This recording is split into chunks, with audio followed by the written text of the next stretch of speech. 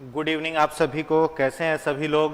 आशा करते हैं सभी लोग बढ़िया होंगे, खूब खुश होंगे, खूब जम करके पढ़ाई कर रहे होंगे। साइंस का एपिसोड जो आज का है वो आज आपके लिए लेकर के आए हैं हम।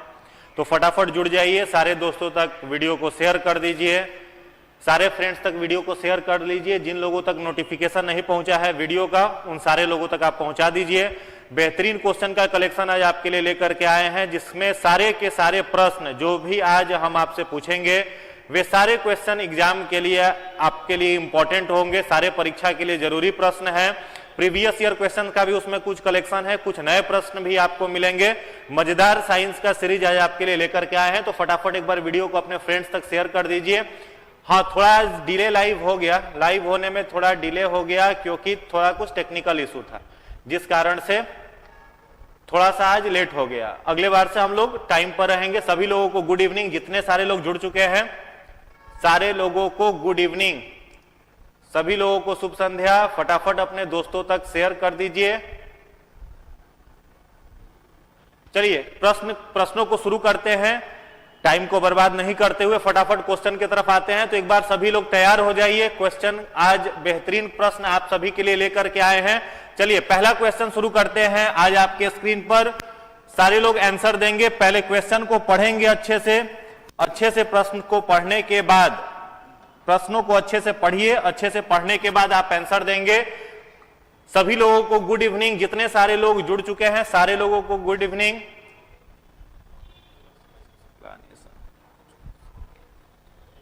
सभी लोगों को गुड इवनिंग। चलिए आज का पहला प्रश्न है, निम्नलिखित में से कौन सा अनुवांशिक रोग नहीं है? मित्रों यहां पर जो अनुवांशिक लिखा हुआ है, इस अनुवांशिक का मतलब होता है जेनेटिकल। वैसा कौन सा रोग है जो माता पिता से उनके संतान में स्थानांतरित नहीं होता है? जेनेटिकल डिसऑर्डर का मतलब होता है वैसे रोग जो माता पिता से उनके संतान में स्थानांतरित हो जाते हैं, उन्हें जेनेटिकल डिसऑर्डर कहा जाता है। तो आपसे पूछा जा रहा है निम्नलिखित में से कौन सा अनुवांशिक रोग नहीं है?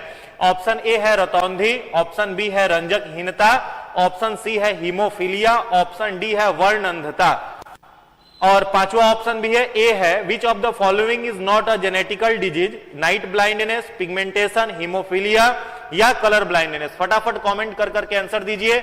बहुत सारे लोग ए आंसर कर रहे हैं, नाइट ब्लाइंडनेस। सभी लोगों को गुड इवनिंग, सभी लोगों को गुड इवनिंग। अब चलिए आंसर दीजिए, अब आंसर दीजिए। गुड इवनिंग का सिलसिला यहीं पर खत्म करते हैं, अब आंसर की तरफ आइए। चलिए पहला क्वेश्चन जो आपके स्क्रीन पर है, निम्नलिखित में से कौन सा रोग अनुवांशिक नहीं है?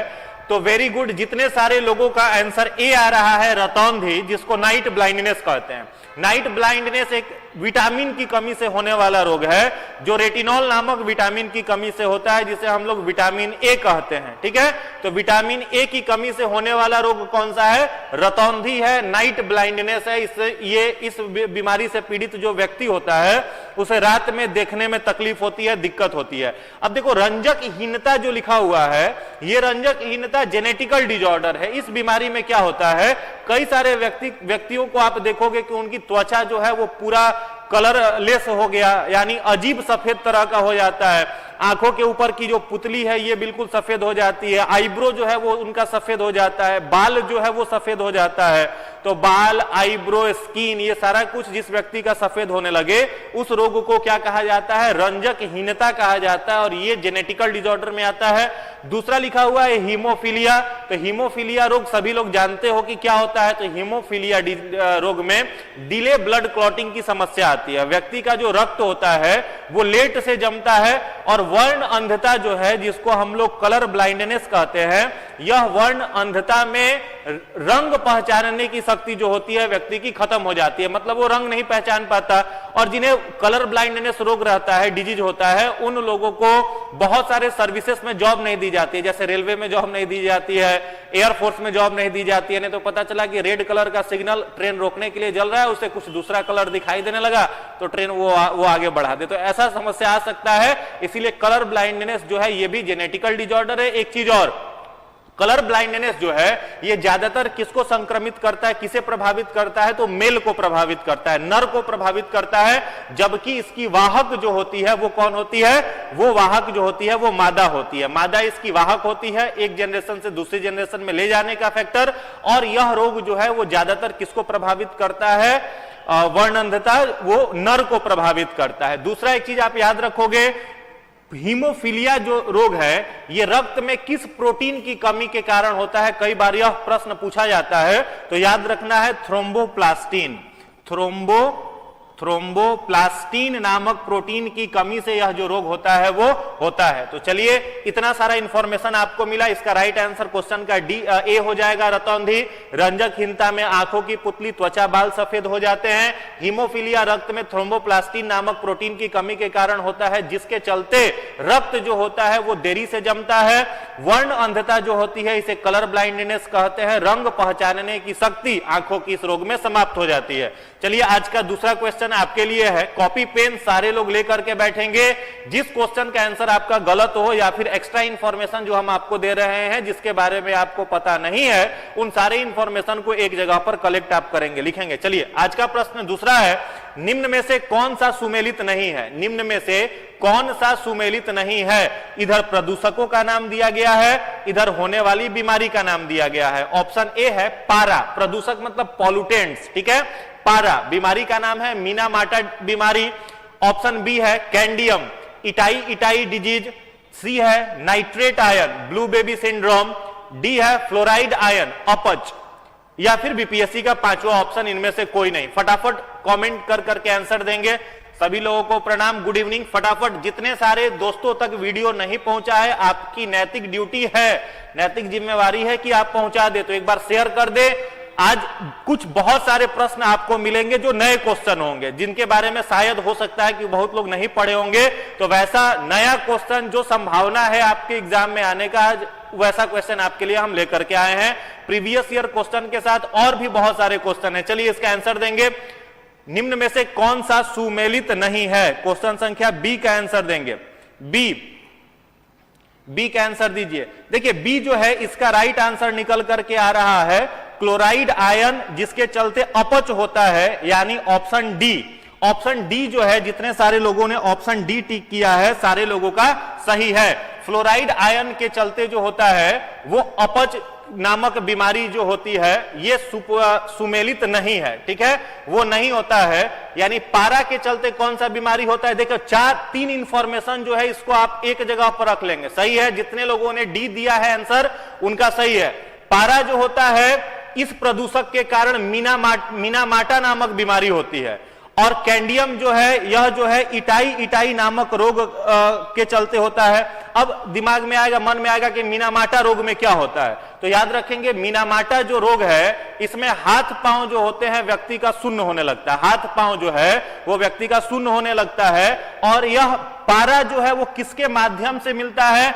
तो प्रदूषित मछली खा लेने से। प्रदूषित मछली खा लेने से, प्रदूषित जो व्यक्ति मछली खा ले या फिर एक शंख जैसा कुछ मांसाहार में आता है, तो शंख जो होता है जो प्रदूषित रहता है, उस शंख को अगर व्यक्ति खाता है, उसके अंदर का जो जीव होता है उसको खाता है, तो उसको खतरा रहता है कौन सी बीमारी होने का? तो मीना-माटा रोग, क्योंकि मछली में और शंख में जो होता है वो पारा पाया जाता है। उसके बाद इटाई जो रोग है, इस रोग में क्या होता है? इस इटाई रोग में बोन पेन बहुत ज्यादा रहता है, बोन पेन, हड्डियों में दर्द बहुत ज्यादा रहता है। और यह इटाई रोग जो है कैंडियम, कुछ इंडस्ट्रीज ऐसे हैं, औद्योगिक क्षेत्र ऐसे हैं जहां पर इस कैंडियम का यूज किया जाता है, और वहां पर जो लोग काम करते हैं उनको इस बीमारी का खतरा अधिक रहता है, जिसमें उनके शरीर में बहुत ही ज्यादा क्या होता है? बोन में दर्द रहता है। उसके बाद जो ऑप्शन सी है नाइट्रेट आयन, इस नाइट्रेट आयन के चलते होता है ब्लू बेबी सिंड्रोम।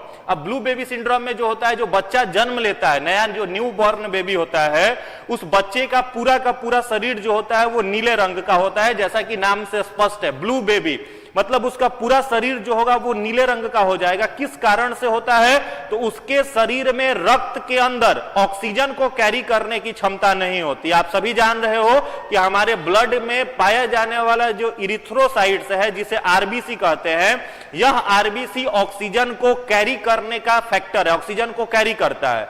अब ब्लू बेबी सिंड्रोम से जो बच्चा पीड़ित होगा उसका आरबीसी जो है वो ऑक्सीजन को कैरी नहीं कर सकता है, जिसके चलते उसके शरीर की कोशिकाओं में ऑक्सीजन प्रॉपर नहीं मिल पाता और उस बच्चे का पूरा शरीर जो होगा वो नीले रंग का होगा। तो ब्लू बेबी सिंड्रोम आपको याद रखना है किसके कारण होता है, नाइट्रेट आयन के कारण होता है, पारा के चलते मिनामाटा बीमारी होती है और कैंडियम इटाई बीमारी का कारक है, और ये फ्लोराइड आयन जो है अपच के लिए रिस्पॉन्सिबल नहीं है। तो राइट आंसर इसका डी होगा।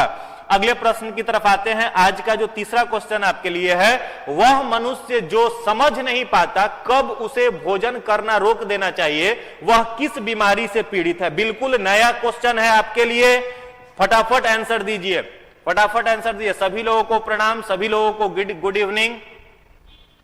हाँ सही बोल रहे हैं, जो शंख जैसा होता है ऐठा बोलते हैं उसको जो लोग खाते हैं, पायल जाए बिल्कुल सही है, जो लोग उसको खाता है उसको वो डिजीज हो जाता है। चलिए, वह मनुष्य जो समझ नहीं पाता कब उसे भोजन करना रोक देना चाहिए, वह पीड़ित है किस रोग से, बुलिमिया से, मधुमेह से, एनोरेक्सिया से या अति अम्लता से। मतलब खाना खा रहा है तो कब उसे लगता है कि खाना रोक देना चाहिए, उसे मालूम ही नहीं चलता और खाते जाता है। ठीक है, वह इसमें से किस बीमारी से पीड़ित है। ऑप्शन ए है बुलिमिया, ऑप्शन बी है मधुमेह, ऑप्शन सी है एनोरेक्सिया, ऑप्शन डी है अति अम्लता से। फटाफट कमेंट कर करके आंसर दीजिए। तो देखिए इसका जो राइट आंसर होगा, लगातार आंसर आने लगा, ए हाइपर एसिडिटी नहीं होगा जी। हाइपर एसिडिटी जो है वैसा रोग नहीं है जिसमें खाना रोकना पड़े, वो तो मालूम ही नहीं चलता, ये तो बाद का रोग है। चलिए, इसका जो राइट आंसर होगा वो हो जाएगा ए बुलिमिया। इस रोग में व्यक्ति को खाना खा रहा है, यानी ये पहला तो ये समझिए ये एक मेंटल डिजीज है, मानसिक रोग है। कई लोगों के दिमाग में ऐसा आ जाता है कि हमारा वजन जो है वो बहुत ही कम है, तो वजन कम है तो ज्यादा खाना खाना चाहिए, और वो खूब सारा खाना खाने लगते हैं। अब जब खूब सारा खाना खाने लगे तो बॉडी में कैलोरीज जो है वो लगातार बढ़ रहा है, और वेट गेन करने के लिए कैलोरीज घटाना है, तो वो लोग क्या करते हैं, कई अलग अलग अनैतिक कार्य कर करके उल्टियां करते हैं, वोमिटिंग करते हैं। ठीक है, खूब खाया और खूब खाने के बाद कैलोरीज घटाने के लिए वोमिटिंग करने लगा, करने के लिए वो अलग अलग जैसे नमक का यूज करते हैं या फिर और भी बहुत सारे बेसिक चीजों का यूज करते हैं, क्षारीय पदार्थों का यूज करते हैं, वही रोग कहलाता है बुलिमिया। ठीक है, तो याद रखना है बुलिमिया रोग का जो पेशेंट है, जो व्यक्ति है, वह कितना खाना चाहिए और कब खाना रोक देना चाहिए, यह बात उसकी समझ में नहीं आती है। चलिए, आज का जो चौथा प्रश्न आपके लिए है वो है, निम्न में से किस बीमारी के लिए ट्राईवैलेंट के स्थान पर बाईवैलेंट ORP देने का निर्णय लिया गया। यहां पर ORP ना होकर के OP भी कर लेंगे। निम्नलिखित में से किस बीमारी के लिए ट्राईवैलेंट के स्थान पर बाईवैलेंट OPV देने का निर्णय भारत सरकार ने किया है। डिप्थेरिया, मलेरिया, टाइफाइड या पोलियो। फटाफट कमेंट करके आंसर दीजिए। चलिए, आंसर आने लगा पोलियो, फटाफट आंसर आने लगा पोलियो। डी लगातार आ रहा है, बहुत सारे लोगों का आंसर डी आ रहा है। चलिए देखते हैं, बिल्कुल सही जवाब है। जितने सारे लोगों ने, भारत सरकार ने देखिए ट्राईवैलेंट के स्थान पर बाईवैलेंट OPV, नाम से ही स्पष्ट है। O का मतलब होता है ओरल, और P का मतलब होता है पोलियो, और V का मतलब होता है वैक्सीन। बचपन में आप सब लोगों ने क्या पिया होगा, ओरल पोलियो ड्रॉप पिया होगा। पिलाने जो आता था उसको बोलता था 2 बूंद जिंदगी की। ठीक है, तो 2 बूंद जिंदगी की जो है वही OPV, ओरल पोलियो वैक्सीन है। और OPV का खोज किसने किया था, मान लो आपसे एक प्रश्न पूछते हैं, पिछले सीरीज में मैंने बताया भी था, ओरल पोलियो ड्रॉप की खोज किसने की थी। फटाफट कमेंट करके आंसर बताओ, फटाफट। ओरल पोलियो वैक्सीन की खोज किसने की थी, कमेंट कर करके आंसर बताइए। OPV, ओरल पोलियो वैक्सीन की खोज किसने की थी। जितने सारे लोग वीडियो देख रहे हैं, क्वेश्चन अगर नया लग रहा है तो एक बार लाइक कर दें, सारे दोस्तों तक वीडियो को पहुंचा दें, जरूर शेयर कर देंगे। चलिए, सॉल्क कह रहे हैं, सॉल्क नहीं होगा जी, सॉल्क ने पोलियो की टीके की खोज की थी। बिल्कुल सही जवाब है। ये जो ओरल पोलियो वैक्सीन है इसकी खोज किसने की थी, सेबिन ने। पोलियो के ड्रॉप 2 बूंद जिंदगी का जो पीते हैं उसकी खोज किसने की थी, सेबिन ने की थी, अल्बर्ट सेबिन ने की थी। और पोलियो का टीका अगर पूछा जाए, पोलियो का टीका, 2 बूंद जिंदगी की नहीं, पोलियो का टीका पूछा जाए तब उसका आंसर आप क्या देंगे, सॉल्क। ठीक है, पोलियो के टीके की खोज सॉल्क ने, और पोलियो के ड्रॉप की खोज किसने की थी, अल्बर्ट सेबिन ने। बिल्कुल सही जवाब है। तो इसका राइट आंसर क्या हो जाएगा, डी हो जाएगा, पोलियो। चलिए अगले प्रश्न पर बढ़ते हैं। आज का 5वां प्रश्न आपके लिए है, बीएमडी परीक्षण का पूर्ण रूप क्या है? डॉक्टर एक जांच लिखता है पेशेंट को, वो पेशेंट को लिखता है प्रिस्क्रिप्शन में। जैसे पिछले सीरीज में मैंने आपको बताया था, अगर आपको टाइफाइड हुआ तो डॉक्टर कौन सा जांच लिखेगा? विडाल। लेकिन बीएमडी भी टेस्ट कुछ डॉक्टर लिखते हैं, उसका फुल फॉर्म क्या है? What is the full form of BMD test? चलिए फटाफट आंसर दीजिए। कुछ लोग डी कह रहे हैं, कुछ लोग बी कह रहे हैं। ओके सर जी, बोन मैरो डिफिशियंसी आंसर आ रहा है रंजन रॉय का। समीक्षा सिंह डी कह रही है, नेहा शर्मा बी, राहुल राणा विडाल, शुभम सभा बी कह रहे हैं। लाली कुमारी मेरा नाम नहीं लेते हैं, एकदम लेते हैं, कुछ कभी कभी स्किप हो जाता है इसलिए नहीं ले पाते, अन्यथा नहीं लेंगे। चलिए फटाफट बी डी बी डी, कुछ लोग सी भी कह रहे हैं। चलिए इसको देखते हैं। डिफिशियंसी नहीं होगा, देखो बीएमडी जो है इसका फुल फॉर्म होगा बोन मिनरल डेंसिटी। बीएमडी का फुल फॉर्म क्या होगा? Bone mineral density. इसमें क्या होता है, हड्डियों का जो घनत्व होता है, जो डेंसिटी होता है, वो किस कारण से होता है? तो सॉल्ट के कारण से होता है, नमक के कारण से होता है, ठीक है। तो इस बीमारी में मेनली पेशेंट का क्या होता है, हड्डियां जो होती हैं वो कमजोर होने लगती है, हड्डियों की डेंसिटी जो होती है वो घटने लगती है। तो बीएमडी का मतलब क्या हो गया? Bone marrow density. तो जितने सारे लोगों ने बी आंसर टिक किया है उनका सही है। मेरा सही है सर जी, वेरी गुड। जितने लोगों का सही है अच्छा है। अगले प्रश्न की तरफ आते हैं। इसका राइट आंसर हो जाएगा बोन मिनरल डेंसिटी। छठा क्वेश्चन आज आपके लिए है, यही है, बोन मैरो डेंसिटी में पेशेंट को ऐसे लेटा देते हैं और उसके इसका जो पूरा का पूरा पैर वाला हिस्सा है या पूरे बॉडी का जो बोन जहां पर उसको दिक्कत है, उसको प्रॉब्लम है, उसमें डॉक्टर इस मशीन के द्वारा, इस इंस्ट्रूमेंट के द्वारा स्कैन करके, जैसे एक्सरे आपने देखा होगा, पेशेंट को लेटा देते हैं, फिर एक्सरे की किरणें भेजी जाती है, वो हड्डियों का फिगर लेकर के दिखाता है, शो करता है स्क्रीन पर। वैसे ही ये इंस्ट्रूमेंट हो गया बोन मैरो डेंसिटी मेजर करने वाला, और उसके थ्रू कंप्यूटर पर मेजरमेंट किया जाता है। चलिए अगला प्रश्न देखते हैं। आज का छठा क्वेश्चन आपके लिए है, ओकोजीन संबंधित है। ओकोजीन संबंधित है तपेदिक से। तपेदिक का मतलब समझ रहे हो सब लोग? ट्यूबरकुलोसिस भी जिसको कहते हैं, टीबी रोग। पीलिया मतलब जॉन्डिस, कर्क रोग मतलब कैंसर डिजीज, आंत्र ज्वर मतलब इंटेस्टाइन का कोई डिजीज, ठीक है। और बीपीएससी का फेवरेट 5वां ऑप्शन, ओकोजॉन डिजीज किससे, ओकोजॉन जो है वो जीन जो है किससे संबंधित है? फटाफट कमेंट करिए। कैंसर, कैंसर आंसर आने लगा। सी सी सी सी, लगातार सी सी आ रहा है। कुछ लोग डी भी कह रहे हैं, डी और सी दोनों आंसर आ रहा है। इसमें ग्रुप में आप लोग चैटिंग मत करिए कृपया, आप सभी से निवेदन है, ये एजुकेशनल सीरीज आपको दिया जा रहा है, तो बीच में कौन कहां से है इस तरीके का चैटिंग करने का प्रयत्न आप नहीं करें, अन्यथा ब्लॉक कर दिए जाएंगे। आप क्वेश्चन पर फोकस करिए और क्वेश्चन का जवाब दीजिए। चलिए, ओकोजॉन किससे संबंधित है? ओकोजीन। तो देखो, ओको जो वर्ड आया यहीं से आप समझ जाइए किसकी बात हो रही है, कैंसर की, ठीक है। और कैंसर को ही कर्क रोग जो है वो हिंदी में कहा जाता है। अब आपसे अगर पूछे कि कैंसर के अध्ययन को क्या कहते हैं, तो जो लोग पढ़े होंगे वो लोग जानते होंगे, कैंसर के अध्ययन को ऑन्कोलॉजी कहा जाता है। कैंसर के अध्ययन को हम लोग क्या कहते हैं? ऑन्कोलॉजी, ठीक है। और ऑन्कोजीन, यहां पर आप देख रहे हो ऑन्कोजीन किससे संबंधित है, तो राइट आंसर क्या निकल करके आएगा? कैंसर। Very good. जितने सारे लोगों ने इसका आंसर सी दिया है सभी का सही है। ओकोजीन जो है वो कैंसर रोग से संबंधित है। अगला प्रश्न देखते हैं, 7वां क्वेश्चन है, BMD same bone marrow density परीक्षण किया जाता है।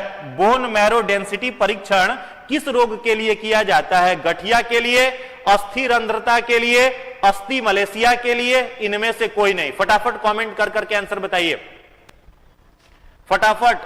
मेरा पहला दिन है गुरुजी, बहुत अच्छी बात है। जब जागो तभी सवेरा। आज से ही सीरीज में भाग लीजिए। मंडे टू सैटरडे लगातार ये सीरीज होता है, 6:30 से लगभग ऑलमोस्ट शुरू हो जाता है, 6 से 6:30 के बीच में। चलिए, बीएमडी परीक्षण जो है वो किसमें किया जाता है? गठिया के लिए, अस्थि रंध्रता के लिए, अस्थि मलेशिया के लिए, या इनमें से कोई नहीं? सी ए लगातार आंसर आ रहा है।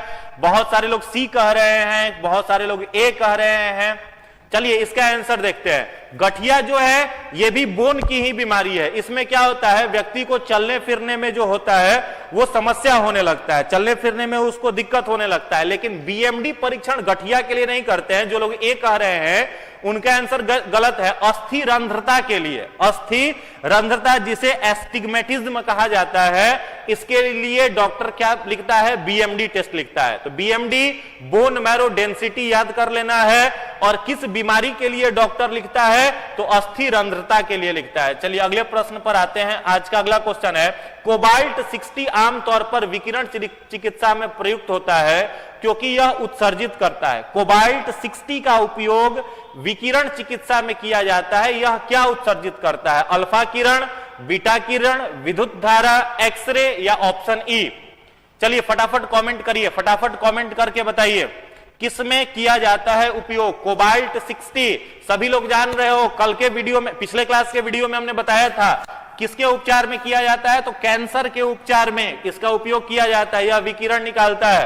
तो आंसर, राइट आंसर इसका देंगे बी, ई, डी लगातार आ रहा है। कुछ लोग ई कह रहे हैं, कुछ लोग बी कह रहे हैं। ई बी में कंफ्यूजन है। अल्फा किरण, बीटा किरण, विद्युत धारा या एक्सरे, फटाफट आंसर दीजिए। देखिए कोबाल्ट 60 जो है वो कैंसर के उपचार में किया जाता है। और इसमें कौन सा किरण निकलता है, गामा किरण। कौन सा किरण निकलता है, गामा रे निकलता है। इसलिए इसका जो राइट आंसर हो जाएगा वो क्या हो जाएगा, इनमें से कोई नहीं। तो जितने लोगों ने ई आंसर टिक किया है उन सारे लोगों का आंसर बिल्कुल ही सही है। चलिए अगले प्रश्न की तरफ आगे बढ़ते हैं। अगला प्रश्न है, भारत की सतह से वायु में मार करने वाली मिसाइल कौन सी है। सतह से वायु में मार करने वाली मिसाइल, जमीन पर से मारो एकदम वायु में जाकर के फाइटर प्लेन को उड़ा देगा, वो कौन सा मिसाइल है, नाम बताइए। फटाफट कमेंट करके नाम बताइए। अग्नि मिसाइल है, नाग मिसाइल है, त्रिशूल मिसाइल है, पृथ्वी मिसाइल है। अग्नि, नाग, त्रिशूल या पृथ्वी, फटाफट कमेंट करिए। ए आंसर आने लगा। जो बुक कल लॉन्च किया, अच्छा करेंट अफेयर्स वाला बुक सबको अवेलेबल हो जाएगा, मार्केट में भी मिलने लगेगा वो बुक, और ऑनलाइन भी आप यहां से ले सकते हैं। चलिए फटाफट कमेंट करके आंसर बताइए, कौन सा मिसाइल है जो वायु से मार करेगा, सतह से वायु में मार करेगा। जमीन पर से मारिए तो वायु तक में मार करेगा। इसका आंसर क्या होगा, फटाफट कमेंट कर करके आंसर बताइए। तो इसका जो राइट आंसर हो जाएगा वो हो जाएगा त्रिशूल। त्रिशूल इसका राइट आंसर हो जाएगा, त्रिशूल मिसाइल। मेनली जो हमारे देश के पूर्व राष्ट्रपति रह चुके हैं, जिन्हें पूरा विश्व मिसाइल मैन के नाम से जानता है, आज वो अपने देश में नहीं है, शरीर छोड़ चुके हैं। फिर भी जब उनका नाम लिया जाता है तो पूरे सम्मान के साथ सभी लोगों का मस्तक जो होता है उनके सम्मान में नीचे हो जाता है। डॉक्टर एपीजे अब्दुल कलाम, जिन्हें मिसाइल मैन के नाम से भी जाना जाता है, उन्होंने सीरीज जो दिया मिसाइल का, वो सारा सीरीज आपके स्क्रीन पर लिखा। क्यों मिसाइल मैन कहते हैं, इसी कारण से मिसाइल मैन उनको कहते हैं। अग्नि का सीरीज किसने दिया, डॉक्टर कलाम ने। जो अग्नि का सीरीज देखने के बाद आज चाइना की भी हालत भारत से डरी हुई रहती है, वो इसी अग्नि के चलते रहता है। नाग, पृथ्वी, तेजस, ये सारे त्रिशूल, ये सारे मिसाइल देने वाले वैज्ञानिक कौन थे, तो डीआरडीओ में, डीआरडीओ के द्वारा ये त्रिशूल मिसाइल दिया गया था, बनाया गया था। और उस समय डीआरडीओ में डॉक्टर कलाम जो थे वो साइंटिस्ट के रूप में काम कर रहे थे। बिल्कुल जी, डॉक्टर एपीजे अब्दुल कलाम का बहुत ही बड़ा कंट्रीब्यूशन था ये मिसाइल देने में। तो याद रखना है आपको, भारत की सतह से वायु में मार करने वाली जो मिसाइल है वो कौन सी है, त्रिशूल है। चलिए अगले प्रश्न पर आते हैं। आज का 10वां प्रश्न है, यही त्रिशूल मिसाइल का फिगर है, भारत का तिरंगा लगा हुआ है। तिरंगा देख करके ही मन खुश हो जाता है, ठीक है। तो ये मिसाइल लॉन्चर पैड पर लगा हुआ है। इस तरीके से इसको क्या किया जाता है, जमीन से वायु में लॉन्च करके इसे मारा जाता है। चलिए अगला प्रश्न देखते हैं आज का। नेक्स्ट क्वेश्चन आपके लिए है, उंगलियों के निशान को बहुरंगीय सतह पर, उंगलियों के निशान को बहुरंगीय सतह पर उभारने हेतु निम्न में से क्या प्रयुक्त किया जाता है। अगर उंगलियों में निशान है तो उसको बहुरंगीय सतह पर उभारने के लिए किसका उपयोग करते हैं, स्वर्ण धूल का, मैग्नीज डाइऑक्साइड का, चारकोल का या फ्लोरोसेंट पाउडर का। चलिए फटाफट कमेंट करिए, फटाफट कमेंट करिए, फटाफट कमेंट करिए, क्या इसका राइट आंसर होगा। राइट आंसर बताएंगे, उंगलियों के निशान को बहुरंगीय सतह पर उभारने के लिए निम्नलिखित में से किसका प्रयोग किया जाता है। निम्नलिखित में से किसका प्रयोग किया जाता है? तो इसका जो राइट आंसर हो जाएगा वो हो जाएगा फ्लोरेसेंट पाउडर। जितने सारे लोगों ने D answer, very good, D answer जितने लोगों ने किया है सभी का उत्तर सही है, D is the right answer. चलिए अगला प्रश्न है आपके लिए, क्रेस्कोग्राफ क्या है? क्रेस्कोग्राफ एक इंस्ट्रूमेंट है, एक मशीन है, इसका उपयोग किसमें किया जाता है? ठीक है, ऑप्शन ए है पौधों की वृद्धि मापने वाला यंत्र है, ऑप्शन बी है विभिन्न माध्यमों से ध्वनि की गति मापने वाला यंत्र है, ऑप्शन सी है वर्षा की गति मापने वाला यंत्र है, या ऑप्शन डी धूप की तीव्रता मापने वाला यंत्र है। क्रेस्कोग्राफ का उपयोग किसमें किया जाता है? हाँ बिल्कुल, टाइप कर करके अगर आप लोग आंसर लिखते हैं तो वो ज्यादा ही प्रभावी होता है। अगर टाइप कर करके आप आंसर लिखते हो तो वो बहुत ही ज्यादा प्रभावी होगा, चीजें आपको याद हो जाती है। चलिए, बहुत सारे लोग इसका आंसर ए दे रहे हैं, कुछ लोग डी भी कह रहे हैं, कुछ लोग ए डी, कुछ लोग बी भी कह रहे हैं। चलिए देखते हैं इसका राइट आंसर क्या होगा। देखो, क्रेस्कोग्राफ जो इंस्ट्रूमेंट है, क्रेस्कोग्राफ, ठीक है, पहले इसका प्रोनाउंसिएशन अच्छे से समझिए, क्या कह रहा है? क्रेस्कोग्राफ। तो क्रेस्कोग्राफ का उपयोग हम लोग किस में करते हैं? तो पौधों की वृद्धि मापने के लिए, प्लांट में जो लेंथ बढ़ता है वो किसके द्वारा मापते हैं हम लोग? क्रेस्कोग्राफ के द्वारा। तो जितने सारे लोगों ने ए कहा है उनका उत्तर बिल्कुल ही सही है। चलिए एक प्रश्न मेरे तरफ से आपके लिए है, प्लांट का लेंथ का मेजरमेंट तो आप इससे कर लोगे क्रेस्कोग्राफ से, लेकिन अगर आपसे पूछा जाए कि प्लांट में लेंथ बढ़ाने वाला कौन सा हार्मोन होता है, which hormone is responsible for growth of length in plants, पौधों में लंबाई को बढ़ाने वाला कौन सा हार्मोन है? फटाफट कमेंट कर करके आंसर दीजिए। प्लांट में लेंथ को बढ़ाने वाले हार्मोन का नाम, प्लांट में पौधों में लेंथ को बढ़ाने वाले हार्मोन का नाम बताइए। प्लांट में कौन सा हार्मोन लेंथ बढ़ाता है? चलिए, रविकांत प्रसाद कह रहे हैं ग्रोथ प्लांट, हाँ ग्रोथ के लिए। विकास कुमार आंसर देने लगे oxygen, very good very good. Gibberellin नहीं, जिब्रेलिन नहीं, ऑक्सीन। कौन सा हार्मोन? ऑक्सीन, बिल्कुल ही सही जवाब है, याद कर लेना है। प्लांट में ऑक्सीन हार्मोन जो है it is responsible for growth of plant, और इसको क्या बोला जाता है? Growth promoting hormone. ठीक है, ऑक्सीन को क्या कहते हैं? Growth promoting hormone. कहां पर पाया जाता है? तो प्लांट्स के एपिकल पार्ट पर, पौधों का जो अग्रभाग होता है, जैसे अगर कोई ये पत्ता है तो पत्ता का ये वाला हिस्सा इसका क्या कहलाता है? Apical part. तो प्लांट के एपिकल पार्ट पर यह ऑक्सीन हार्मोन रहता है और ग्रोथ को इनहिबिट करता है, सॉरी ग्रोथ को प्रमोट करता है। एक और प्रश्न मेरे तरफ से बताना, प्लांट में ग्रोथ इनहिबिटर हार्मोन किसको कहते हैं? वृद्धि नियंत्रक हार्मोन। ये तो ग्रोथ को बढ़ाएगा, क्रेस्कोग्राफ से नाप लोगे आप, लेकिन ग्रोथ को नियंत्रित कौन करता है? कंट्रोल कौन करता है? फटाफट कमेंट कर करके आंसर बताइए। प्लांट में ग्रोथ को कंट्रोल करने वाले हार्मोन का नाम बताइए। Which hormone is responsible for inhibit the growth in plants? Which hormone is responsible for inhibit the growth of plant? पौधों में वृद्धि को रोकने वाला, कंट्रोल करने वाला। जिब्रेलिन कुछ लोग कह रहे हैं, गलत जवाब है, जिब्रेलिन नहीं होगा, जिब्रेलिन नहीं होगा, जिब्रेलिन नहीं होगा। देखो, ग्रोथ इनहिबिटर अगर पूछा जाए, ग्रोथ को कंट्रोल करने वाला, तो आपको याद रखना है एब्सेसिक एसिड, जिसे शॉर्ट में क्या कहते हैं?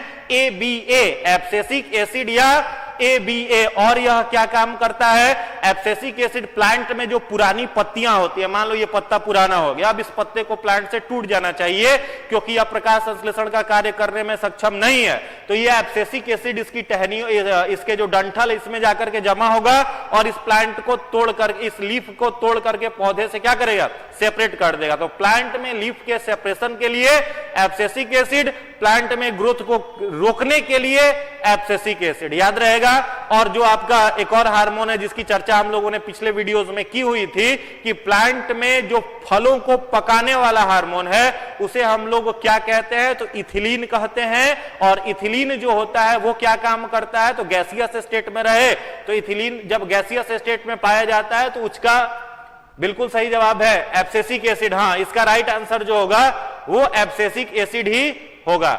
हाँ बिल्कुल बिल्कुल, हाँ, जब आपका जी एसिटिलीन सही जवाब है। जब आपका प्लांट में फलों को पकाने वाला हार्मोन इथिलीन गैसियस अवस्था में चला जाता है तो उसी को हम लोग क्या कहते हैं? एसिटिलीन भी कहते हैं, सही जवाब है। कुछ लोग जो जिब्रेलिन आंसर कर रहे थे इस प्रश्न का, तो जिब्रेलिन नहीं होगा। जिब्रेलिन क्या काम करता है, तो सीड के डोरमेंसी को तोड़ता है। सीड के डोरमेंसी को तोड़ने का काम कौन करता है, जिब्रेलिन। कुछ लोग साइटोकाइनिन भी कह रहे हैं, तो साइटोकाइनिन आपको याद रखना है, वो सेल डिवीजन करता है। साइटो का मतलब सेल और काइनिन का मतलब डिवीजन, तो पौधा में कोशिका विभाजन करने का काम साइटोकाइनिन।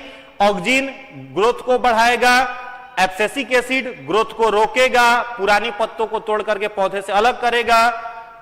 एसिटिलीन फलों को पकाने वाला हार्मोन है, इकलौता पौधा का हार्मोन है जो गैसीय अवस्था में पाया जाता है। चलिए अगले प्रश्न की तरफ बढ़ते हैं। आज का 12वां क्वेश्चन आपके लिए यही है। आपका क्रेस्कोग्राफ जो मशीन है वो यही है। स्टैंड पर इस मशीन को इस तरीके से रखा गया है और ये क्या काम कर रहा है, तो यहां पर प्लांट के लेंथ को मेजर कर रहा है। ठीक है, क्रेस्कोग्राफ इंस्ट्रूमेंट कुछ इस तरीके से दिखता है और ये प्लांट के लेंथ को, अब ऐसा नहीं कि पत्ता प्लांट का निकला हुआ है तो लंबाई आप उसी को मान लेंगे, टहनी की लंबाई को मेजरमेंट यह करता है क्रेस्कोग्राफ। चलिए अगले प्रश्न की तरफ आते हैं। आज का अगला प्रश्न है, ध्वनि की गति सर्वाधिक किसमें होती है? ध्वनि की गति सर्वाधिक किसमें है? ऑप्शन ए है वायु में, ऑप्शन बी है स्टील में, ऑप्शन सी है निर्वात में, ऑप्शन डी है जल में। ध्वनि की गति सर्वाधिक किसमें होती है? फटाफट कमेंट कर करके आंसर बताइए। ध्वनि की गति सबसे अधिक किसमें होती है? वायु में होती है, स्टील में होती है, निर्वात में होती है। निर्वात को वैक्यूम कहते हैं जहां पर ग्रेविटेशन नहीं है, ठीक है, या जल में होती है। देखते हैं आंसर क्या आ रहा है। बी आंसर लगातार आने लगा, कुछ लोग सी कह रहे हैं। जितने सारे लोग स्टील टाइप करके भेज रहे हैं उन लोगों को बहुत बहुत धन्यवाद, आप लोग मेहनत कर रहे हैं। और देखो ध्वनि जो है उसको आगे बढ़ने के लिए क्या चाहिए, तो साउंड एक ऐसा वेव है जिसको आगे बढ़ने के लिए माध्यम चाहिए, मीडियम चाहिए। तो सबसे पहला बात कि यहां पर निर्वात जो लिखा हुआ है ये तो ऐसे ही गलत हो गया जी। निर्वात में जब कोई मीडियम ही नहीं है तो हम बोल रहे हैं तो आवाज जाएगा। जब वायुमंडल में, जब स्पेस में कोई व्यक्ति जाता है तो दो वैज्ञानिक एक दूसरे की बातों को नहीं सुन पाते क्योंकि वहां हवा नहीं है, मीडियम नहीं, तो ये तो आंसर गलत हो गया। उसके बाद याद रखना है ध्वनि की गति सबसे अधिक कहां पर होती है? सॉलिड में। उसके बाद कहां होती है? लिक्विड में। उसके बाद कहां होती है? वायु में। तो सॉलिड इसमें से खोजिए कौन सा है। वायु तो है नहीं, जल तो है नहीं, तो राइट आंसर क्या निकल करके आएगा? B, steel. तो जितने सारे लोगों ने इसका आंसर बी कहा है उनका उत्तर बिल्कुल ही सही है। अगले प्रश्न की तरफ बढ़ते हैं। आज का प्रश्न संख्या 13 है, मनुष्य के शरीर में हृदय को एक बार धड़कने में कितना समय लगता है? कई बार यह प्रश्न रिपीटेड है, अलग अलग परीक्षा में बार बार रिपीट करता है। 1 मिनट, 1.5 सेकेंड, 0.8 सेकेंड या 1 सेकेंड। फटाफट कमेंट करके आंसर बताइए। आपका हृदय जो है वो धड़कने में कितना समय लेता है? आपका हृदय धड़कने में, धड़कने का मतलब ऐसा नहीं सोचना कि केवल एक बार पंप किया छोड़ दिया 2 हो गया, ऐसा नहीं होता है। पहला चीज तो आप याद कर लो, हमारा हृदय 2 तरीके का प्रेशर जनरेट करता है। एक प्रेशर को हम लोग कहते हैं सिस्टोलिक प्रेशर। क्या कहते हैं? Systolic pressure. और दूसरा होता है डायस्टोलिक प्रेशर। एक होता है सिस्टोलिक प्रेशर और दूसरा क्या होता है समझिए।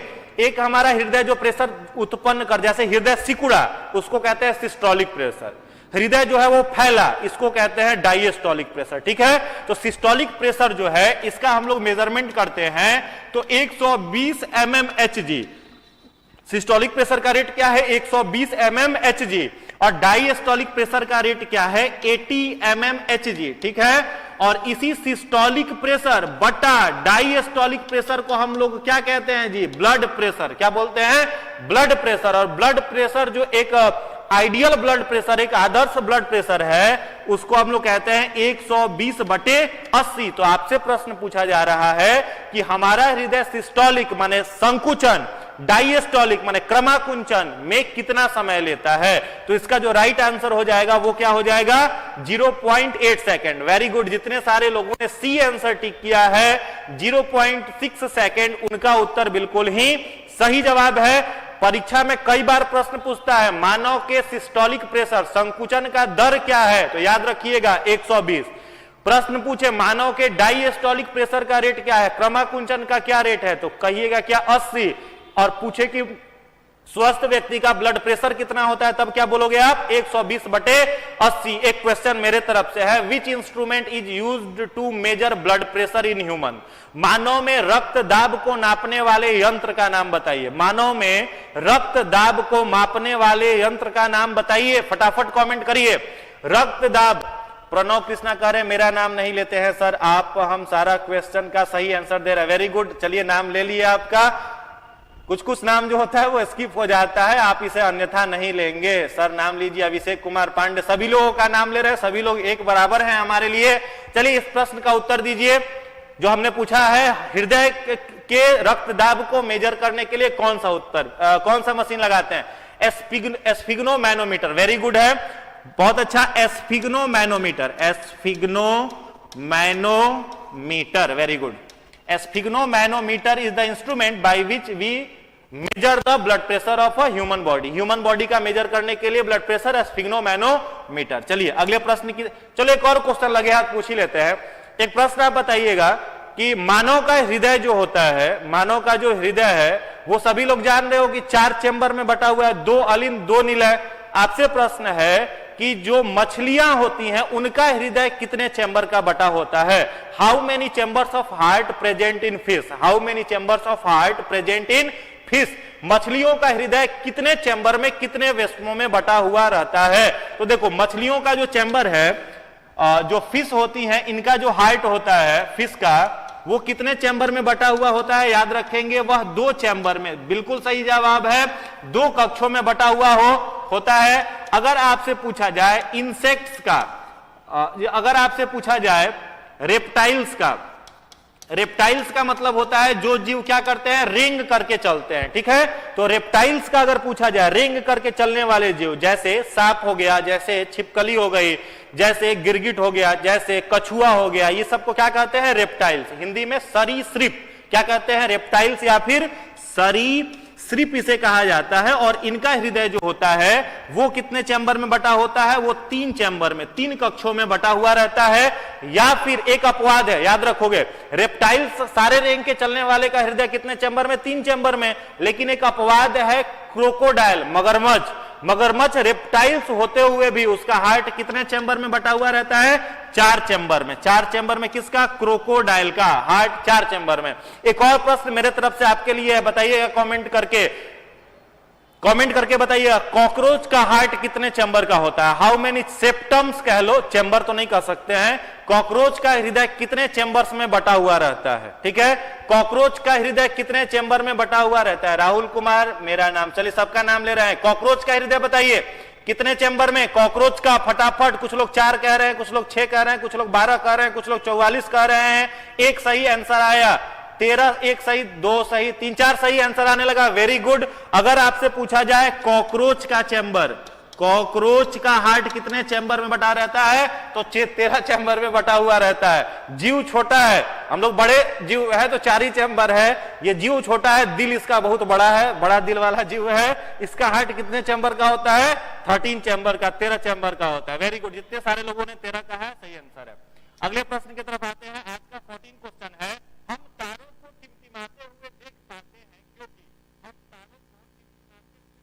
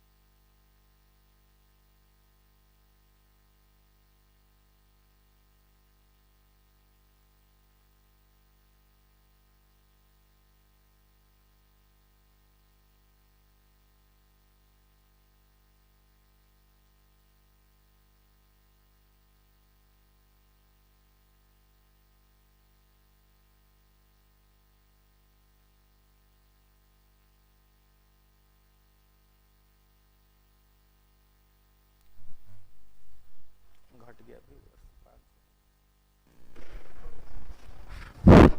चलिए साउंड अब सॉर्ट आउट हो गया, साउंड अभी जा रहा है। Am I audible? क्या मैं सुनाई दे रहा हूं आपको? फटाफट कमेंट करके एक बार बता देंगे। कुछ हल्का माइनर टेक्निकल बृहस्पति के बीच होती है, इन्हें क्या कहते हैं? तो देखिए इसका जो राइट आंसर होगा वो होगा एस्ट्रॉइड्स। क्या होगा? एस्ट्रॉइड्स। आप लोगों ने देखा होगा, जैसे मान लो अगर पूछा जाए कि हमारा सोलर सिस्टम कैसा है, तो यहां पर क्या बीच में मान लीजिए सूर्य है, ठीक है, और सूर्य के चारों ओर क्या है? अलग अलग ग्रह जो है, जिन्हें हम लोग प्लैनेट्स कहते हैं, वो ग्रह क्या कर रहे हैं? लगातार रिवॉल्व कर रहे हैं, चक्कर मार रहे हैं। अब आपसे पूछा जाए कि सूर्य से सबसे नजदीक का ग्रह क्या है? प्लैनेट का डेफिनेशन होता है the heavenly body which revolve around the sun are called planets. वह भारी शरीर या भारी वस्तु जो सूर्य के चारों ओर परिक्रमा करती है, उसे हम लोग क्या कहते हैं? प्लैनेट कहते हैं। ठीक वैसे ही अगर आपसे सैटेलाइट के बारे में पूछा जाए, जिसे उपग्रह कहते हैं, तो उपग्रह का डेफिनेशन होता है the heavenly body which revolve around the satellites, planets are called satellite. सूर्य के चारों ओर घुमा तो प्लैनेट, और प्लैनेट के चारों ओर घुमा तो सैटेलाइट। ठीक है, तो प्रश्न है आपका, सूर्य से सबसे नजदीक में क्या हो गया? मरकरी, फिर वेनस, फिर अर्थ, फिर मार्स, मार्स के बाद जुपिटर, फिर सैटर्न, नेपच्यून, यूरेनस, ऐसे कर करके है। अब आपसे पूछा जा रहा है जो ग्रह जिनकी कक्षाएं मंगल और किसके बीच में है? मार्स और जुपिटर। तो मरकरी, वेनस, अर्थ, यहां मार्स और यहां जुपिटर, इनके बीच में क्या पाया जाता है? तो याद रखोगे दोस्त, इसके बीच में पाया जाता है उल्कापिंड, और उल्कापिंड को क्या कहते हैं? एस्ट्रॉइड कहते हैं। और कई बार यहां से उल्कापिंड बहुत तेजी से पृथ्वी की कक्षा की तरफ खींचा चला आता है, क्योंकि जैसे ही जुपिटर से आगे बढ़ा उल्कापिंड, जुपिटर से आगे बढ़ा तो मार्स कई बार उसको रास्ता दे देता है। और मार्स कहां चला गया? मान लो मार्स यहां चला गया, अब एक उल्कापिंड धड़ाले से जा रहा है पृथ्वी की तरफ, और पृथ्वी की तरफ जाकर के अगर कोलाइड कर जाए तो बहुत सारा दिक्कत आ सकता है। आपने सुना होगा कि पृथ्वी पर जब जीवन शुरू हुआ था तो एक पीरियड ऐसा था जिस समय धरती पर केवल डायनासोर थे, और डायनासोर की भी एक ही प्रजाति थी जिसको हम लोग क्या कहते हैं? तो डायनासोर जो है वो किस युग का पक्षी था, किस युग का जीव था? तो उस युग को कहा जाता है मेजोजोइक पीरियड, और ईरा को कहा जाता है जुरासिक ईरा। जुरासिक पीरियड और मेजोजोइक ईरा, मेजोजोइक ईरा का एक जीव क्या है? डायनासोर है। तो डायनासोर की भी समाप्ति क्यों हुई थी? तो ऐसा माना जाता है कि एस्ट्रॉइड्स जाकर के पृथ्वी से टकराया, तो उस समय पूरा का पूरा डायनासोर की प्रजाति समाप्त हो गई थी। तो जो इसके बीच में पाया जाता है उसको क्या बोला जाता है? एस्ट्रॉइड्स। एस्ट्रॉइड्स कहां पर पाया जाएगा? मंगल और बृहस्पति दोनों के बीच में। चलिए अगले प्रश्न की तरफ बढ़ते हैं। आज का 16वां क्वेश्चन है, आप फिगर में देख सकते हैं कि ये पूरा का पूरा एस्ट्रॉइड्स का बेल्ट है। ये हो गया यहां पर आपका जुपिटर, और यहां पर हो गया मार्स, और मार्स और जुपिटर इन दोनों के बीच में यहां पर क्या देख रहे हो आप? एस्ट्रॉइड्स है, जो कि पृथ्वी से कई बार आकर के कोलाइड भी पहले के टाइम में किया हुआ है। अगला प्रश्न है, वॉशिंग मशीन किस का कार्य सिद्धांत है?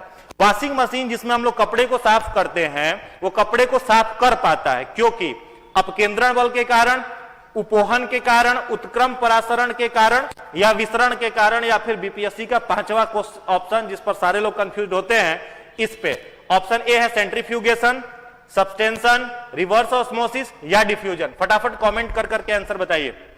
बिल्कुल बिल्कुल सही जवाब आने लगा। जितने सारे लोग इसका आंसर अपकेंद्रण कह रहे हैं, सभी का सही जवाब है, सभी का सही जवाब है। देखो अपकेंद्रण बल में मेनली क्या होता है? अपकेंद्रण बल में होता है कि वैसा बल जो किधर की तरफ लगे तो बाहर की तरफ लगे। मान लो यहां पर वॉशिंग मशीन है, या फिर फिगर से समझते हैं, फिगर से समझिए। देखिए ये एक हो गया क्या? Washing machine. वॉशिंग मशीन में जब कपड़े को डाल दिया जाता है तो वॉशिंग मशीन क्या करता है? कपड़े को लगातार तेजी से स्विंग करना शुरू करता है, घुमाना शुरू करता है। तो जब यह कपड़े को स्विंग करता है, कपड़े को लगातार घुमाने लगता है, तो यहां सेंटर से बल जो होता है वो किधर की तरफ लगता है? बाहर की तरफ लगता है। इस तरीके से सेंटर से बल कहां पर लगता है? बाहर की तरफ लगने शुरू हो जाता है, जिसके कारण जो डस्ट पार्टिकल्स होते हैं, जो गंदे पदार्थ होते हैं, वो साफ होते चले जाता है। ठीक वैसा ही जैसा मिल्क से क्रीम निकालने के लिए इसी प्रोसेस का हम लोग उपयोग करते हैं, वो भी अपकेंद्रण का ही उदाहरण हो जाएगा। चलिए अगले प्रश्न की तरफ आगे बढ़ते हैं। अगला प्रश्न है, मरीजों के पेट के अंदर का परीक्षण करने हेतु डॉक्टर द्वारा प्रयुक्त इंडोस्कोप निम्नलिखित में से किस सिद्धांत पर कार्य करता है? प्रकाश का परावर्तन, प्रकाश का प्रकीर्णन, प्रकाश का अपवर्तन, या प्रकाश का सकल आंतरिक परिवर्तन? फटाफट कमेंट कर करके आंसर बताइए। कुछ लोग कहां से हैं, कौन कहां से आया है, इस तरीके का कमेंट कृपया ना करें। पढ़ाई चल रही है यहां पर, क्वेश्चन पर ध्यान दीजिए और आंसर दीजिए। बातचीत नहीं ग्रुप में, बिल्कुल भी नहीं। चलिए फटाफट आंसर आने लगा। बी डी प्रकाश का सकल परावर्तन बिल्कुल सही जवाब है, बिल्कुल सही जवाब है। जितने सारे लोगों ने इसका जो आंसर दिया है प्रकाश का सकल आंतरिक परिवर्तन, उन लोगों का आंसर बिल्कुल ही सही जवाब है। देखो होता क्या है, प्रकाश जो होता है सभी लोगों को मालूम है सीधी रेखा में गति करती है। जैसे अगर कोई पाइप इस तरीके का है तो इसमें जो लाइट है वो तो निकल जाएगा, लेकिन अगर कोई पाइप ऐसे है, इस तरीके का कोई पाइप है और हम कहें कि इसके अंदर से आप प्रकाश को क्या करो, गुजारो, तो इसके अंदर से आप जान रहे हो कि प्रकाश जो होगा, लाइट जो होगा वो नहीं जा पाएगा, क्योंकि गया यहां पर टकरा गया। अब यहां पर टकराने के बाद वो जा ही नहीं सकता है। और इंडोस्कोप जो मशीन है, ये जो इंडोस्कोप मशीन है, इसमें क्या होता है, मान लो किसी के इंटेस्टाइन के अंदर का कोई जख्म है या फिर किसी के स्टमक के अंदर की कोई बीमारी है, तो डॉक्टर क्या करता है, माउथ के माध्यम से इंडोस्कोप मशीन को अंदर भेजा। अब तो पूरा का पूरा सिस्टम कनेक्टेड है। माउथ खुला ओसोफेगस में, ओसोफेगस खुलेगा स्टमक में, स्टमक खुलेगा स्मॉल इंटेस्टाइन में, स्मॉल लार्ज इंटेस्टाइन में, तो रास्ता तो जुड़ा हुआ है। अब इंडोस्कोप मशीन गया, उसके अंदर में कैमरा होता है और लेजर होता है, तो लाइट किस प्रकार से बाहर आती है समझिएगा। अब लाइट को अगर यहां से बाहर आना है और इंडोस्कोप मशीन इस तरीके से शरीर के अंदर गया है, तो जो प्रकाश उसमें से आएगी वो ऐसे टकराई, फिर इधर रिफ्लेक्ट हुई, फिर आगे बढ़ी, फिर रिफ्लेक्ट हुई, फिर आगे, फिर रिफ्लेक्ट, फिर आगे, फिर रिफ्लेक्ट, और इस तरीके से लाइट जो होती है वो शरीर के अंदर का जो डिफेक्शन है वो लाइट रिफ्लेक्ट करके दिखा देती है। तो राइट आंसर हो जाएगा प्रकाश का सकल आंतरिक परावर्तन। अगला प्रश्न है, यही है इंडोस्कोप मशीन। इस इंडोस्कोप मशीन में एक को लिया जाता है, ये जो वायर आप देख रहे हैं इसी के अंदर कैमरा है, लिया जाता है और बॉडी के अंदर डाल करके चेक करते हैं कि कहां पर क्या प्रॉब्लम है। चलिए अगले प्रश्न की तरफ आगे आते हैं। आज का अगला क्वेश्चन है, स्पष्ट दृष्टि की न्यूनतम कितनी है? स्पष्ट दृष्टि की कितने दूरी पर बैठने के बाद आप चीजों को स्पष्ट देख पाते हो, वो कितनी है? 25, 5 सेंटीमीटर, 75 और 100 सेंटीमीटर। लास्ट में सारे लोगों से पूछेंगे कि किसका कितना नंबर आया, आपको मार्क्स अपने जोड़ करके बताने हैं 30 में से, और आज सही सही बताना है। देखो जो लोग गलत नंबर बताते हो हीरोबाजी के चक्कर में, हीरो बनने के लिए गलत बताते हो कि सर मेरा तो 27 आया, मेरा तो 28 आया, अगर सही में आ रहा है तो अच्छी बात है, और जो लोग अगर गलत बता रहे हो तो माफ करना, आपका रिजल्ट शायद पेंडिंग में ही पड़ने वाला है। सही जोड़ करके कितना नंबर आपका आता है वही बताइएगा, ठीक है। चलिए 25 सेंटीमीटर लगातार आंसर आने लगा, बिल्कुल ही सही जवाब है। जितने सारे लोगों ने इसका आंसर 25 सेंटीमीटर बताया सही है। अगले प्रश्न की तरफ आते हैं। आज का अगला प्रश्न है, निम्न में से किसकी तरंग लंबाई सबसे अधिक होती है? यहां पर कर लेंगे किसकी, निम्न में से किसकी तरंग की लंबाई सबसे अधिक होती है? इंफ्रारेड की, अल्फा की, दृष्टिगोचर प्रकाश या रेडियो तरंग? चलिए फटाफट कमेंट करिए। संजना कुमारी कह रही सब झूठ बोलते हैं सर जी। हाँ हमको भी लगता है, बहुत सारे लोग इसमें झूठ भी बोल देते हैं, तो झूठ नहीं बोलेंगे, सही बताएंगे। सही बताएंगे तब तो और क्वेश्चन आपके लिए बेहतरीन लाया जाएगा, क्वेश्चन का लेवल देख करके। चलिए अगला प्रश्न, रेडियो तरंग बिल्कुल सही जवाब है। जितने सारे लोगों ने इसका आंसर दिया है रेडियो तरंग, उनका सही जवाब है।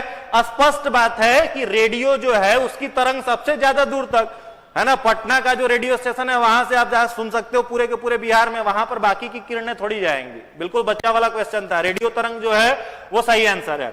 अगले प्रश्न पर आते हैं।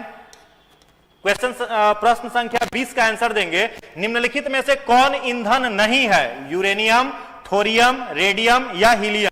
निम्नलिखित में से कौन ईंधन नहीं है? कौन ईंधन नहीं है, नाम बताइए। प्रश्न संख्या 20, फटाफट उत्तर दीजिए, कौन ईंधन नहीं है? तो इसका राइट आंसर जो होगा बिल्कुल सही जवाब है सी। कुछ लोग कह रहे हैं सी सी सी सी, लगातार सी कह रहे हैं। हीलियम, लगातार कुछ लोग सी कह रहे हैं। हीलियम सी में नहीं है, सी में रेडियम है। ध्यान से देखिए, तो इसका जो राइट आंसर निकल करके आ रहा है वो क्या हो जाएगा? हीलियम। जितने लोगों ने डी टिक किया है सभी लोगों का उत्तर बिल्कुल ही सही है, हीलियम। चलिए अगले प्रश्न की तरफ आते हैं। 21 नंबर क्वेश्चन है, निम्न में से किस यौगिक का प्रयोग अग्निरोधक कपड़ा बनाने में किया जाता है? माने आग में भी कपड़ा पहन करके घुस जाओ तो क्षति कम होगी या नहीं होगी? क्या उपयोग किया जाता है? Sodium sulphate, magnesium sulphate, ferrous sulphate या एल्युमिनियम सल्फेट? जितने सारे लोग देख रहे हैं सभी से निवेदन है, पहले तो वीडियो अगर अच्छा लग रहा हो, अगर वीडियो के माध्यम से इंफॉर्मेशन आपको अलग अलग मिल रहा है, ज्यादा जानकारी मिल रही है, तो एक बार जम करके सारे लोग लाइक कर दें और अपने फ्रेंड्स तक शेयर कर दें। कर भला तो हो भला। सुनते होंगे आप लोग, मेहंदी पीसता है जो, उसको हाथों में मेहंदी लगाने की जरूरत नहीं पड़ती है, उसका हाथ अपने आप लाल हो जाता है। तो अगर दूसरा का भलाई करते हैं, आपके माध्यम से दूसरा अगर कुछ सीख पाता है, तो उसका पुण्य फल आपके भी अकाउंट में क्रेडिट होता है, जमा होता है। तो कर भला तो हो भला, अपना ही भला करोगे तो गड़बड़ बात है, ठीक है। तो अपने सारे दोस्तों तक एक बार वीडियो को जरूर पहुंचा दीजिए। आपके ग्रुप में जितने भी लोग स्टेट पीसीएस की तैयारी कर रहे हैं या जो भी तैयारी कर रहे हैं, उन तक वीडियो जाना चाहिए, ये आपकी मोरल ड्यूटी। और वीडियो अगर अच्छा लग रहा है तो लाइक करिए, जो लोग पहली बार देख रहे हैं चैनल को सब्सक्राइब करिए, ताकि आप तक ये इंफॉर्मेटिव वीडियोज मिलती रहे। चलिए इसका आंसर देखते हैं, sodium sulphate, magnesium sulphate, ferrous sulphate या एल्युमिनियम सल्फेट। तो राइट आंसर जो इसका हो जाएगा वो हो जाएगा एल्युमिनियम सल्फेट। जितने लोगों ने डी आंसर कहा है, जितने लोगों ने डी आंसर कहा है, सभी लोगों का उत्तर बिल्कुल ही सही है। चलिए अगले प्रश्न पर आते हैं, प्रश्न संख्या 22। प्रश्न संख्या 22 का आंसर दीजिए। 22, फिटकरी गंदे कपड़े को किस प्रक्रिया द्वारा साफ करती है? अवशोषण के द्वारा, अधिशोषण के द्वारा, स्कंदन के द्वारा या अपोहन के द्वारा? फटाफट कमेंट करिए। चलिए अगला प्रश्न आ गया, एल्युमिनियम सल्फेट से बाहर निकलिए। कर भला तो हो घाटा सर? बिल्कुल नहीं, भला करोगे तो भला होने वाला है, घाटा कहां से होगा। चलो अगले प्रश्न का उत्तर दोगे।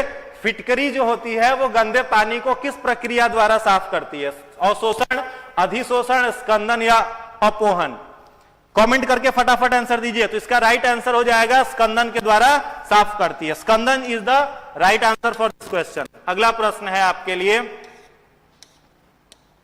मेढक ठंडे रक्त वाला जीव है और क्वेश्चन मार्क दे दिया है, जैसे न्यूज चैनल वाले देते हैं, न्यूज दे करके लाल लगा दिया क्वेश्चन मार्क, उसी तरह का क्वेश्चन है। चलिए कमेंट करके आंसर बताइए। मेढक जो होता है वो ठंडे रक्त वाला जीव है, ये स्टेटमेंट सही है, सही नहीं है, इनमें से कोई नहीं है या इनमें सभी है?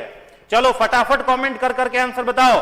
मेढक जो है वो सही रक्त वाला जीव है या नहीं है? कुछ लोग हाँ कह रहे हैं, कुछ लोग नहीं भी कह रहे, ए बी में कंफ्यूजन है। तो जितने सारे लोगों ने इसका आंसर ए कहा है वो सही है। देखो जीव दो प्रकार के होते हैं, समझना अच्छे से, दो प्रकार के होते हैं। एक होता है कोल्ड ब्लडेड एनिमल, कुछ जीव होते हैं कोल्ड ब्लडेड कहते हैं, और कुछ लोग जो होते हैं, कुछ जीव जो होते हैं उन्हें हम लोग वार्म ब्लडेड एनिमल कहते हैं, ठीक है। तो कोल्ड ब्लडेड और वार्म ब्लडेड क्या है वो समझिए। ठंडे रक्त वाले जीव उन्हें कहा जाता है जिन्हें किसी भी टेम्परेचर पर आप भेज दीजिए उनके शरीर का तापमान बदल जाएगा। ठंडा में रहेगा तो तापमान को, शरीर के ब्लड के तापमान को बढ़ा लेगा और वहां पर वो मेंटेन कर लेगा। गर्म क्षेत्रों में जाएगा, ब्लड के टेम्परेचर को घटा लिया, वहां मेंटेन कर लेगा। यानी जगह से अलग जगह पर जाने पर जो अपने शरीर के तापमान को बढ़ा सके, घटा सके, वो हो गया कोल्ड ब्लडेड एनिमल। और वार्म ब्लडेड उसे कहते हैं जिसे किसी भी टेम्परेचर पर आप भेज दीजिए उसके शरीर का तापमान वही रहेगा। जैसे हम लोग मनुष्य, जैसे चीता, शेर, भालू, ये सब हम लोगों को, अगर इंसान है, हम लोगों को आप 0 डिग्री पर भी भेज दो तो वहां पर भी बॉडी का टेम्परेचर जो होगा वो 37 डिग्री सेल्सियस ही रहेगा, वो चेंज नहीं होगा। That's why we all are warm blooded animal while reptiles are cold blooded animal. मेंढक जो है वो भी कोल्ड ब्लडेड एनिमल है, सांप कोल्ड ब्लडेड एनिमल है, मछली कोल्ड ब्लडेड एनिमल है, गिरगिट कोल्ड ब्लडेड एनिमल है, कछुआ कोल्ड ब्लडेड एनिमल, जो भी आपका रेप्टाइल्स है सबका सब कोल्ड ब्लडेड एनिमल, और बाकी हम लोग वार्म ब्लडेड एनिमल। चलिए अगले प्रश्न की तरफ। अब कुछ भी आपको मिले, मान लो यहाँ पर मनुष्य दे देता, आप पूछता कि वार्म ब्लडेड है, तो सही बात है वार्म ब्लडेड है। यहां पर दे देता आपसे, मान लो कि गिरगिट वार्म ब्लडेड है, तो कहते नहीं है, ठीक है। चलिए अगले प्रश्न पर आते हैं। 24, निम्नलिखित में से कौन कीट नहीं है? ऑप्शन ए है खटमल, ऑप्शन बी है मकड़ी, ऑप्शन सी है मक्खी, ऑप्शन डी है मच्छर। फटाफट कमेंट कर करके आंसर बताइए। निम्नलिखित में से कौन कीट नहीं है? लग रहा होगा आपको सब, तो कीड़ा का नाम सर लिखिए दिए हैं और पूछ रहे हैं कि सर कीट नहीं है। चलिए फटाफट बताइए, फटाफट बताइए, इसमें से कौन कीट नहीं है? खटमल, खटमल जो घुस जाता है बेड के नीचे, रात भर परेशान किया रहता है। चलो, और मकड़ी, स्पाइडर, मक्खी, हाउस फ्लाई या मच्छर? आंसर दीजिए फटाफट। निम्नलिखित में से कौन कीट नहीं है? प्रश्न संख्या 24, उत्तर दीजिए। तो इसका राइट आंसर जो हो जाएगा, बिल्कुल सही जवाब है। जितने सारे लोग मकड़ी कह रहे हैं सभी का जवाब बिल्कुल ही सही है, मकड़ी इज द राइट आंसर। मकड़ी जो है, स्पाइडर जो है इस प्रश्न का सही जवाब। मकड़ी याद रखोगे, कीट नहीं है, जानवर में आता है। मकड़ी कीट नहीं है, किस में आता है? जानवर में आता है। चलिए, बिल्कुल सही जवाब है। अगला प्रश्न, प्रश्न संख्या 25, मकड़ी कीटों से अलग है क्योंकि, अभी जो बोले वही क्वेश्चन आ गया फिर से। मकड़ी कीटों से अलग है क्योंकि मकड़ी के 6 पैर होते हैं, मकड़ी के 8 पैर होते हैं, मकड़ी के 10 पैर होते हैं, मकड़ी के 12 पैर होते हैं। चलिए फटाफट कमेंट करिए। मकड़ी का सही, सनी राज कह रहे हैं मकड़ी का सही जवाब दिए। बिल्कुल बिल्कुल सही जवाब था, आपका नाम ले लिए। चलिए अगले प्रश्न का उत्तर दीजिए। मकड़ी कीटों से अलग क्यों है? कीड़ा मकोड़ा में पहले बात बता देते हैं, 6 गो पैर होता है, ठीक है, 6 पैर होता है कीटों में। तो मकड़ी कीटों से क्यों अलग है? कितना पैर होता है बताइए? जितने लोग बी कह रहे हैं, जितने लोग इस प्रश्न का उत्तर बी कह रहे हैं, उनका सही जवाब है मछली में पैरों की संख्या 8 होती है। वाह, कुछ लोग पैर बना करके दिखा दिया, वाह मजा आ गया। चलो बहुत ही शानदार, मकड़ी को बना करके दिखा दे रहा है, मकड़ी भी दिखा दिया, पैर भी दिखा दिया। चलो बहुत ही सही जवाब है। मकड़ी के कितने पैर होते हैं? 8, और कीटों के कितने पैर? 6। चलिए अगला प्रश्न है आपके लिए, निम्नलिखित में से कौन रात्रिचर है? देखो रात्रिचर माने राक्षस भूत प्रेत वाला बात हो रहा है, जो रात में घूमता है। रात में घूमता है उसे क्या कहते हैं? नॉकटर्नल या फिर रात्रिचर। तो कौन रात्रिचर है? मक्खी खटमल तोता, मच्छर चमगादड़ उल्लू, मच्छर गौरैया हिरण, उल्लू चमगादड़ कुत्ता। फटाफट कमेंट करो, कमेंट करिए, कमेंट करिए, फटाफट आंसर बताइए। ए बी सी डी लगातार आंसर आने लगा। Very good very good very good, शानदार, जबरदस्त, वाह सही जवाब है। बी बी बी लगातार आने लगा। तो देखो मच्छरों रात में ही है, चमगादड़ जिसको बैट कहते हैं रात का ही मामला है, उल्लू को तो दिन में दिखाई नहीं देता, हाईली नॉकटर्नल एनिमल है। तो राइट आंसर हो जाएगा बी, सही जवाब है। अगला प्रश्न है आपके लिए, प्रश्न संख्या 27, निम्नलिखित में से कौन ऐसा जंतु है जो ठोस यूरिन उत्सर्जित करता है? सोच समझ करके उत्तर दीजिएगा, 2-4 हजार बार प्रश्न पूछा हुआ है। कंगारू चूहा, जिराफ, गिलहरी या कौवा? जिसका यूरिन जो होता है वो कैसा होता है? ठोस। जिसका यूरिन कैसा होता है? ठोस होता है। ठोस यूरिन किस जंतु का होता है?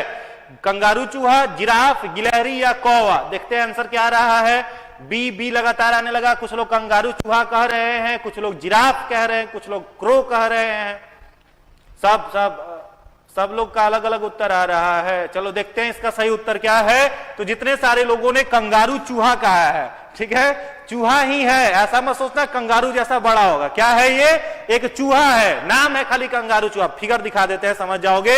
ये कंगारू चूहा पानी नहीं पीता।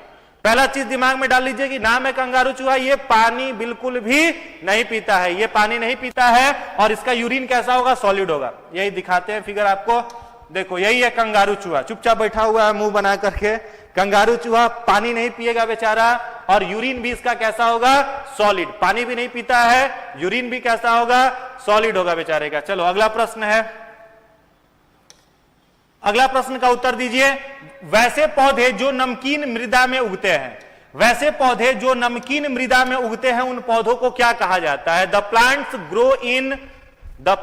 Grow in salt soil are called. चलिए फटाफट आंसर दीजिए। B C A. देखते हैं इसका आंसर क्या है। तो देखो नमकीन इसमें खोज दो, तो देखो जेरो जैसे ही लिखा हुआ है, इस जेरो का मतलब होता है सैंड, बालू। तो अगर आपसे पूछते कि जो पौधे बालू में उगते हैं उन्हें क्या कहा जाता है, जैसे कैक्टस वगैरह, तो पूछते जो पौधे बालू में उगते हैं उन्हें क्या कहा जाता है, तो आंसर हो जाता है जेरोफाइट। पूछते जो पौधे पानी में उगते हैं उन्हें क्या कहते हैं, तब आप क्या कहते हैं? हाइड्रोफाइट। लिख लो, हाइड्रोफाइट कहां उगेगा? वाटर में। जेरोफाइट कहां पर उगेगा? जेरोफाइट सैंड में, बालू में, ठीक है। सकलेंट्स मतलब होता है जो दूसरे पर डिपेंड होकर के चढ़ता है पौधा, इसका खास इंपॉर्टेंट नहीं है। और ये पौधे जो हेलोफाइट्स हैं, ये किस में उगते हैं? सॉल्ट में। तो राइट आंसर जो होगा वो क्या हो जाएगा? इस प्रश्न का राइट आंसर हो जाएगा हेलोफाइट। जितने सारे लोगों ने सी कहा है बिल्कुल ही सही जवाब है। अगला प्रश्न आपके लिए है, आर्कियोबैक्टीरिया का प्रयोग किसके उत्पादन में किया जाता है? आर्कियोबैक्टीरिया एक जीव है जिसका अध्ययन हम लोग मोनेरा किंगडम में करते हैं। किस किंगडम में? मोनेरा, याद कर लो, मोनेरा किंगडम में करते हैं। उस आर्कियोबैक्टीरिया का प्रयोग क्या उत्पादन करने में किया जाता है? आर्कियोबैक्टीरिया का उपयोग किस चीज के उत्पादन में किया जाता है? बिल्कुल सही जवाब है। जितने सारे लोग मीथेन कह रहे हैं उनका सही जवाब है मीथेन गैस, जिसे गोबर गैस या बायोगैस भी कहा जाता है। इसका प्रयोग किया जाता है आर्कियोबैक्टीरिया। और एक और चीज याद करो, आर्कियोबैक्टीरिया is the oldest bacteria on the earth, धरती पर पाया जाने वाला सबसे पुराना बैक्टीरिया है। और यह बैक्टीरिया किसी भी एक्सट्रीम हैबिटाट में सरवाइव कर सकता है। आप इसको ज्वालामुखी के अंदर डाल दीजिए, वोल्केनो के अंदर डाल दीजिए, आप इसे हॉट सल्फर स्प्रिंग में, गर्म पानी के झरना में डाल दीजिए, किसी भी एक्सट्रीम हैबिटाट में, विषम परिस्थिति में इट कैन बी सरवाइव, मजे में धूमधाम में सरवाइव कर सकता है। वो प्रोड्यूस करता है मीथेन गैस। चलिए अगला प्रश्न है और लास्ट क्वेश्चन है, सही उत्तर उम्मीद करते हैं सभी लोग देंगे। जो अगला प्रश्न है आपके लिए वो है 30 नंबर नहीं है, चलिए 29 ही क्वेश्चन है आज, लास्ट क्वेश्चन 29 पर ही है। 29 क्वेश्चन है। चलिए फटाफट कमेंट कर करके बताइए कितने लोगों का कितना नंबर आया, किसका कितना नंबर आया कमेंट बॉक्स में बताइए फटाफट। आज 29 प्रश्न ही है आपके लिए, इसमें जोड़ करके बताइए किसका कितना नंबर आया। और जो भी वीडियो में आपको नया इंफॉर्मेशन मिला हो वो सारा इंफॉर्मेशन कॉपी पर नोट डाउन करेंगे, आगे चल करके वो काम आएगा। चलिए 23 नंबर आया 29 में, 23 18 20 6 नंबर भी 20 नंबर ही। चलिए आज लग रहा है आप लोग सही आंसर बता रहे हैं। आज आपका कितना नंबर आया वो आप सही बता रहे हैं, ऐसे ही सही ही बताइएगा, डेली सही ही नंबर बताना है। चलिए तो पूरे जोश के साथ, पूरे उत्साह के साथ, हाई एनर्जेटिक होकर के तैयारी करते रहिए। और जब भी डीमोटिवेट होइए, जब भी लगे कि मानसिक शक्ति घट रही है, पढ़ने का मन नहीं कर रहा है, याद करिए अपने देश के फ्रीडम फाइटर जिनके पास चुनौती अद्वितीय थी, अद्वितीय थी। आपका क्या सपना है? बीपीएससी क्लियर करना। आपका क्या सपना है? अलग अलग कॉम्पिटिटिव एग्जाम क्लियर करना। जो अद्वितीय नहीं है, जो अद्वितीय नहीं है, प्रत्येक वर्ष सैकड़ों की संख्या में लोग रिजल्ट देते हैं। अद्वितीय सपना किसका था? जिसने फर्स्ट टाइम सोचा होगा माउंट एवरेस्ट पर चढ़ जाएंगे, उसके पहले माउंट एवरेस्ट पर कोई नहीं चढ़ा था, उसका सपना अद्वितीय था। जिसने पहला बार सोचा होगा कि हिमालय की लंबाई को नाप देंगे, जिसने पहला बार सोचा होगा कि चंद्रमा पर जाकर के पैर रखेंगे, जिसने पहला बार सोचा होगा कि स्पेस में जाना है, उसका सपना अद्वितीय था। मेरे मित्र, हमारा और आपका सपना अद्वितीय नहीं है। प्रत्येक वर्ष सैकड़ों लोग उसमें सफल होते हैं और आप उसी की तैयारी कर रहे हैं, तो आप भी सफल हो सकते हैं। बस हार्ड लेबर, कठोर मेहनत, कड़ी परिश्रम से कभी भागिए मत। कड़ी परिश्रम ही सफलता की कुंजी है। तो चलते चलते दो शब्द आपके लिए, मुश्किलों से मोहब्बत है हमें। इजी चीज नहीं चाहिए, कठिनाइयों में ही मजा है। तो याद रखना, मुश्किलों से मोहब्बत है हमें, ऐ वक्त तू क्या टकराएगा, उठेंगे जब हाथ हमारे, हर ख्वाब हकीकत बन जाएगा, हर ख्वाब हकीकत बन जाएगा। तो खूब पढ़ते रहिए, मन लगा करके पढ़ते रहिए। वीडियो अच्छा लगे तो एक बार लाइक करिएगा, फ्रेंड्स तक शेयर जरूर कर दीजिएगा। आप सबको बहुत बहुत धन्यवाद। Thank you.